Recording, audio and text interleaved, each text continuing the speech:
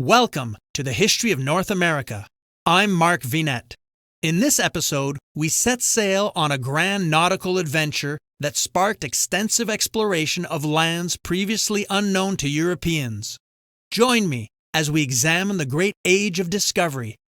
European exploration outside the Mediterranean Sea started in the early 1400s and followed many currents that eventually led, before the century's end, across the Atlantic Ocean to North American shores.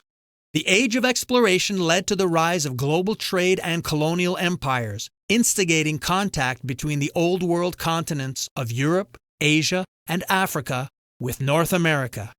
The age of exploration allowed the mapping of the planet, resulting in a new world view and distant civilizations coming into contact. The era also saw the military conquest and economic dominance of foreign lands, as well as the spread of European civilization and its advanced technology. The silk and spice trade, involving incense, herbs, drugs, and opium, made Mediterranean states phenomenally rich. Spices, imported from Asia and Africa, were among the most expensive and demanded products of the Middle Ages, as they were used in medieval medicine, religious rituals, cosmetics, perfumery, as well as food additives and preservatives. The Portuguese were the first European nation to systematically encourage maritime commerce by exploring foreign shores under the sponsorship of Prince Henry the Navigator, who encouraged the development of a new, much lighter ship, the caravel, which would sail farther and faster, and above all, was highly maneuverable and could sail into the wind. To ensure their monopoly on trade, Europeans, beginning with the Portuguese, attempted to install a Mediterranean system of trade which used military might and intimidation to divert commerce through ports they controlled. Long-standing nautical myths warned of oceanic monsters or sailing off the edge of the world, but Prince Henry's navigation challenged such beliefs by probing southeastward along the African coast to see whether it was possible to reach the lucrative markets of the Indies by sea. A crucial breakthrough occurred in 1488 when Portugal rounded the southern tip of Africa, then sailed east, establishing that the Indian Ocean was accessible from the Atlantic, proving false the view that had existed since antiquity that the Indian Ocean was landlocked. Portuguese conquistadors Bartolomeu Dias and Vasco da Gama set sail on grand sea adventures that sparked extensive exploration of lands previously unknown to Europeans, at a time prior to Christopher Columbus's historic transoceanic voyage in 1492. Conquistadors led the European search for the Spice Islands during the Age of Exploration, an unrelenting pursuit for the riches of the Orient, sailing into uncharted waters, conquering territory, opening trade routes, and bringing colonialism to much of the world, including the North American continent. Charles Kimball of the History of Southeast Asia podcast has graciously agreed to share his views on the daring feats of these celebrated adventurers on their quest for the Spice Islands during the remarkable Age of Conquistadors. Greetings, dear listeners. In the late 15th and early 16th centuries, Europeans couldn't get enough of spices, and Portugal and Spain were in a race to get to the source of those spices, a part of Indonesia that we now call the Moluccas, but were called the Spice Islands in those days. For a few years, it looked like Spain had won because in 1492, Columbus sailed the ocean blue. On the west side of the Atlantic, Christopher Columbus found some islands that he thought just had to be the East Indies. The islands ancient and medieval maps showed on the east side of India. They were the islands of the Caribbean, which we now call the West Indies, so that nobody else will confuse them with the real East Indies. Then when Columbus reached Cuba, he thought it was Japan and wondered why he did not see scholars wearing silk robes and samurai castles like the ones Marco Polo had written about. It took Amerigo Vespucci, another Italian sailor hired by Spain, to straighten out the matter. Vespucci correctly guessed that Columbus had not visited any places Europeans had heard about previously. Instead, he had discovered a new world. Then in 1513, Vasco Núñez de Balboa hiked across Panama and discovered the Pacific Ocean on the other side. That explained everything. If you sailed west from Europe, you had to get past America and cross 2 oceans, not one, to reach Asia. Portugal was the first European nation to send ships to the Far East in the Age of Exploration, and the first Europeans who came to Southeast Asia in force. Previously, the only Europeans that made it here were individual travelers like Marco Polo, and maybe a merchant or two.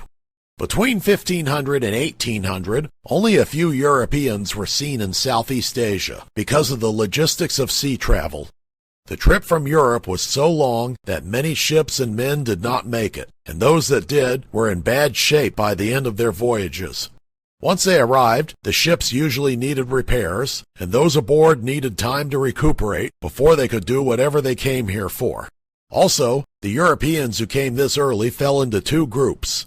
Some were looking to get rich by acquiring and selling Asian trade goods, especially Indonesian spices, while the others were missionaries looking to convert as many natives as possible to Christianity. Most Europeans did not want to move here because the climate was too hot and unhealthy for them. So unlike what happened in the Americas, you will not see European settlers form large communities in Southeast Asia.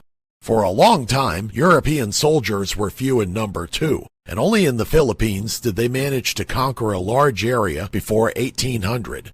Still, in established kingdoms like Siam and Vietnam, a handful of Europeans, and sometimes just one, were able to exert a remarkable amount of influence. In the Americas and in the South Pacific, the white man was a plague carrier. A cabin boy named Juan Nepomucen was sick with smallpox when he went to Mexico in 1520 and has been credited with killing more Native Americans than the conquistadors did. Fortunately, Southeast Asians already had some immunity to the diseases that came with the white man, so they didn't drop like flies after the white man arrived. The Age of Exploration began in 1418 when Prince Henry the Navigator, the 3rd son of the King of Portugal, started sending out ships to explore the Atlantic Ocean and the coast of Africa. At first, the only goal was to get gold, ivory, and other valuable African products directly from their sources, without dealing with Muslim middlemen. As time went on, 2 other important objectives were added. The Portuguese would try to convert those peoples they met who weren't Christians already, and when it looked like they might be able to sail around Africa, they decided they would try to get Asian goods from their sources too. Though these were supposed to be voyages of exploration, for 16 years, Prince Henry's captains refused to go any farther than Morocco because they were too afraid of the unknown. It wasn't because they thought the earth was flat. By the end of the Middle Ages, many people believed the earth was round.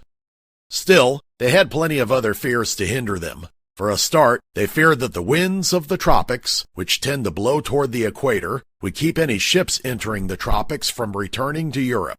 Then they feared that around the equator, the heat would burn their ships, or boil the sea, or that they would find a land that was home to monsters instead of men. Finally, some believed that Africa was joined to another continent at the bottom of the world, a land mass they called Terra Australis Incognita, the unknown southern land. If this was true, it would not be possible to sail around Africa. In 1434, Prince Henry persuaded a captain to go past one point on the Moroccan coast, Cape Bojador. Once a ship did it, this proved that it was possible to sail into the tropics and come back. And once that fear was overcome, each expedition traveled a little bit farther than those before it. By 1445, they had reached Cape Verde, Africa's westernmost point. In 1460, the year of Prince Henry's death, they reached Sierra Leone. The expedition of 1473 crossed the equator without burning up, thereby clearing another psychological hurdle. Finally, in 1488, 70 years after the expedition started, Bartholomew Diaz passed Africa's southernmost point, the Cape of Good Hope, and entered the Indian Ocean. 9 years later, Vasco da Gama reached the trade ports of East Africa, and from there found his way to India. Da Gama brought back a rich cargo. However, the spices in the cargo did not come from India, but from a place farther east, and the people who provided Da Gama with those spices kept their source a secret. The fleets of Islam had dominated the Indian Ocean for centuries, and their sailors were not happy to learn that Christian Europeans were now in those waters too.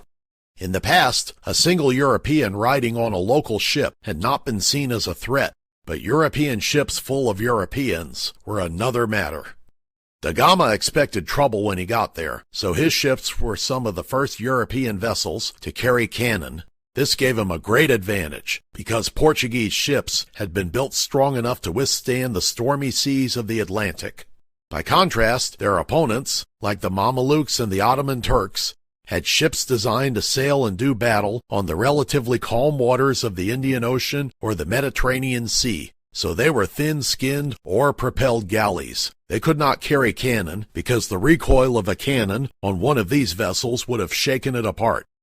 On his second expedition to India in 1502, Da Gama commanded a fleet of 20 ships and showed what his guns could do by destroying an enemy fleet off the Malabar coast, bombarding them at a range the native artillery could not match.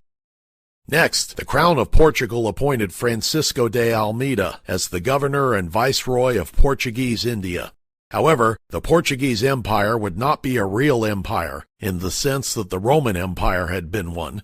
It could not control large territories, and it could not support a vast army. The best Portugal could do was set up a trade network that controlled the coasts. If they tried to conquer the interior of Asia, the huge native population would quickly overwhelm them, but otherwise ruled against commitments ashore.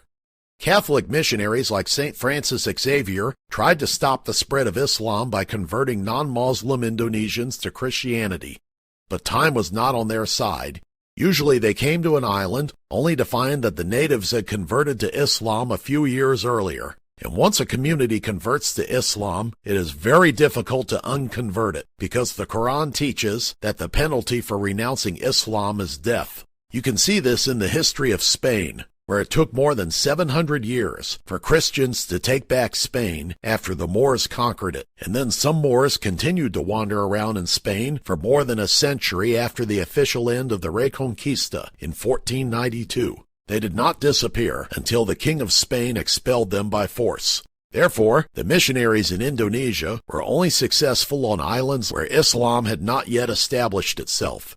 If Islam got to a community first, Catholic missions had no hope of success. Portugal won the race by sending an expedition from Malacca to explore eastern Indonesia in 1512. Upon arrival at the Spice Islands, the Portuguese took on a valuable cargo of nutmeg, cloves, and other spices, and returned to Malacca with physical proof that they had reached the goal. Eventually, the Portuguese paid toll to the Sultan of Brunei so that they could sail around North Borneo and through the Sulu Sea to reach the Spice Islands without being molested. It had taken nearly 100 years for Portugal to find out where the Spice Islands were. Spain tried for a few years to take the Spice Islands, which had already been claimed by Portugal. If this squabble had taken place in Europe, you can be sure that Spain would have won, because it had more people and resources than Portugal. But Southeast Asia is so far away that logistics decided the matter. More than half the ships and men sent by Spain didn't arrive.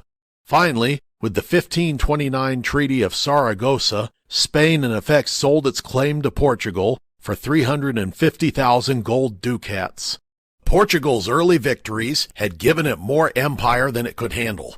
Portugal itself had a population of just 1.5 million, and that was never enough manpower to manage everything that Portugal claimed in Africa, Asia, and Brazil. Often other Europeans, like Italians, English, and Dutch, had to be hired to fill all the crew positions on Portuguese ships. In fact, the African slave trade, the worst feature of the Portuguese Empire, was launched in 1448 to solve the problem of a worker shortage in Portugal. It wasn't until after the discovery of America that the slave trade was extended to the west side of the Atlantic. The Portuguese had proved themselves excellent sailors. They went forth to explore the world beyond Europe, risking storms, shipwreck, pirates, hostile natives, and disease. You could expect 1/3 of a ship's crew to die from scurvy alone. Often the only things that kept them going were faith in God and the hope that they would get rich when they reached their destination. But while they had set up for themselves an economic empire, they weren't very good businessmen, so they could not make much of a profit from what they got. The money made on Far Eastern ventures was spent immediately, either on policing the Indian Ocean or to make payments on the king's debts. In the long run, the people who made the biggest profit from the Portuguese Empire were the Italian, German, and Dutch bankers that the king owed money to. When other Europeans went out to sea, Portugal could not compete, and soon its empire sank into obscurity. And while Portugal managed to hold on to some of its colonies until the second half of the 20th century, those colonies lasted because for most of that time, the rest of the world did not even notice them. Portugal suffered a blow from which it never recovered in 1578, when King Sebastian was killed in an invasion of Morocco and left no heir. Now King Philip of Spain claimed he was the closest living relative to the Portuguese king, so the Portuguese crown went to him.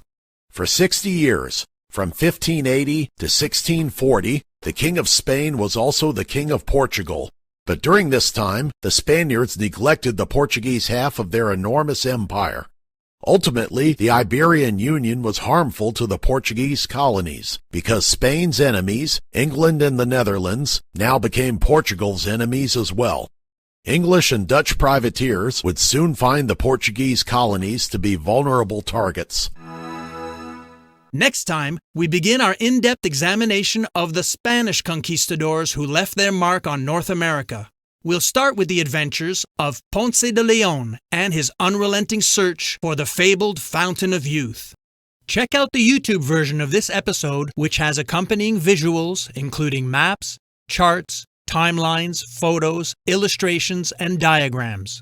I'm Mark Vinette, and I hope you're enjoying the ride.